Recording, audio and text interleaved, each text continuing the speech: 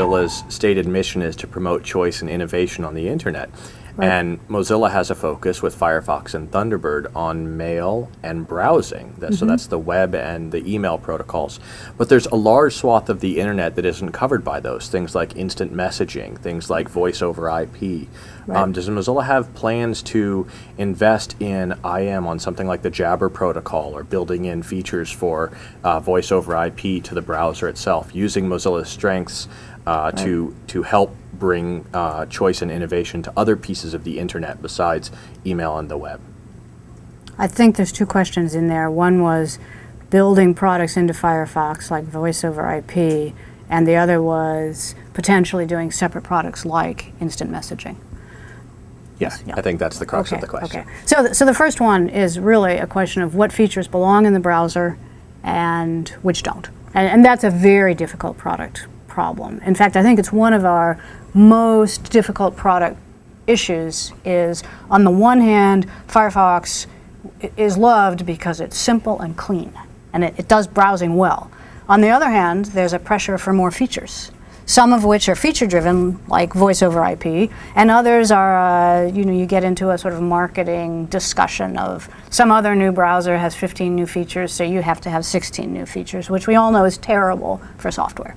So I think this question of what features belong in the product is incredibly broad and deep, and the choice and innovation piece doesn't actually answer it. I don't think the answer to choice and innovation is to jam everything into the browser, because then you have a product that isn't what people told us they wanted. So I guess my answer to that is it's not just choice and innovation that determines product.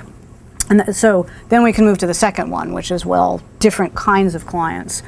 I think right now our focus is how do we use the web as a platform, and through the tool that we have, which is mostly browsing, I don't see us launching a new product, say an instant messaging product, and trying to have 3 or 4 or 5 or 6 different pieces of software. I think it's much more a focus of what aspects of web life belong well coming through.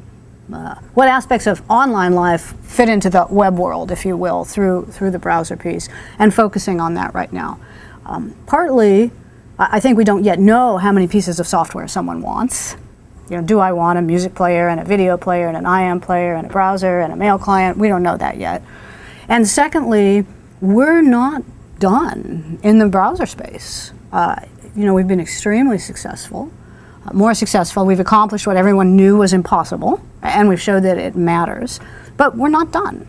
And so the question of continuing to have a great product for the primary tool, and to figure out what helps people, what are people doing on the web, and what should be in that product is still before us, and is still ripe.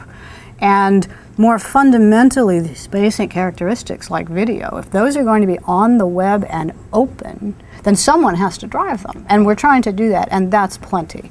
So I don't see us launching products like instant messaging and whatever else they might be. Okay. One of the interesting things that Mozilla has provided with its platform is an opportunity for other organizations or companies to build some of these features. Can you talk about Songbird and Democracy Player and all peers in the ecosystem that has come up around Mozilla and the Mozilla platform? Sure. This is actually related maybe to the earlier question about why people aren't using Mozilla as a platform. In fact, there are many people who are. And the ecosystem around Mozilla is quite varied. Even the examples that you've gave us are quite different. So Democracy, or Miro, is another nonprofit organization whose goal is to provide video across the web in an open way, open participatory way. Songbird is a venture-funded, backed organization building a music application, also built on Mozilla. So that gives you, just as Joost is a video application built on Mozilla. So that already gives you the breadth from commercial organizations using Mozilla technology to other nonprofit public benefit organizations also doing the same. In addition, there are large enterprises that are using our platform for building internal applications, who typically will ask a question in a news group but not really be generally public about what they're doing. So we're seeing that ecosystem grow. In a sense, I would say it's grown with not a lot of care and feeding on our part, in that we do an enormous amount of work on the platform. I mean, the amount of work that happens, of engineering work that happens here at Mozilla is far greater on the platform than most people realize. But we have not focused on making a general purpose platform for all applications. And so what we're seeing with the ecosystem is sort of growing because it's useful rather than because we've been actively promoting it. We are working now, and a bunch of Mozilla contributors are working hard to take the platform piece and add in where we can the things that make it better for a multi-purpose platform. So I think that we will see that growing. But I do see it as a ground up, sort of organic realization that this technology is rich and valuable and will solve my problem by these various organizations. That's how it's happened.